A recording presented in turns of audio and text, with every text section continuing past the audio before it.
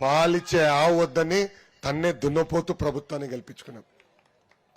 ఈరోజు అన్నగారు అన్ని కోరికలు నన్ను కోరారు.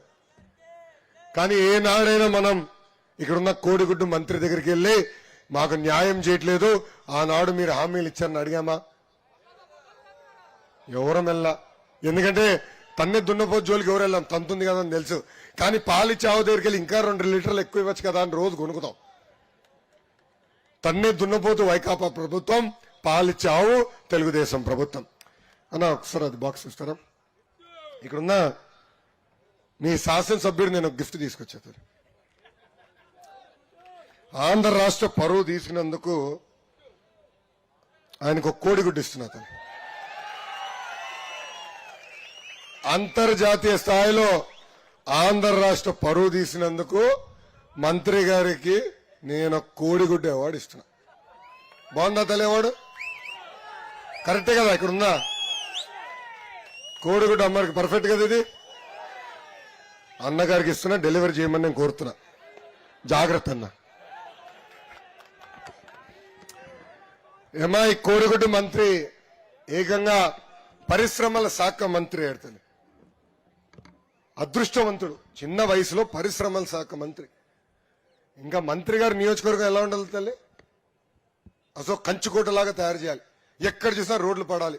ఎవరిని ఉద్యోగం అడితే రారా ఇదిగో లెటర్ తీసుకో, పలానా కంపెనీకి ఉద్యోగం వస్తుందని చెప్పాలి. ఈ సభాముఖంగా కోడిగుడ్డు మంత్రిని సూటిగా ప్రశ్నిస్తున్నా, మీ నియోజకవర్గంలో ఒక్కరికన్నా, కనీసం ఒక్కరికన్నా మీరు ఉద్యోగం కల్పించారా? మీరు మంత్రిగా ఉన్నప్పుడు నియోజకవర్గానికి ఒక్క పరిశ్రమను తీసుకొచ్చారా? ఆయన చేసింది ఏంటో చెప్పాలా? చెప్పమంటారా? 600 ఎకరాలు ప్రభుత్వ భూమిని కొట్టేశాడు. పెద్ద ఎత్తున గ్రావెల్ మెటల్ దుబ్బేస్తున్నాడు. సెంటు స్థలాల పేరుతో తక్కువ ధరతో రైతుల దగ్గర కొని ఏకంగా ప్రభుత్వానికి ఎక్కువ ధరతో అమ్మేసి 100 కోట్ల రూపాయలు సొంత జోబులు వేసుకునే వ్యక్తి ఇక్కడున్న కోడిగుడ్డు మంత్రి. ఇంకా ఆర్ఈసీఎస్ ని ఏకంగా చంపేశాడు. ఏపీ ఈడీసీఎల్ తో ఏకంగా విలీనం చేసి మన అన్ని రకాలుగా ఇబ్బంది పెడుతున్నారు. ఇంకా ల్యాండ్ పూలింగ్ విషయం కూడా పెద్దలు చెప్పారు. ఏకంగా బినామీ పేరులతో ల్యాండ్ పూలింగ్ లో కూడా పెద్ద ఎత్తున దందా జరిగింది.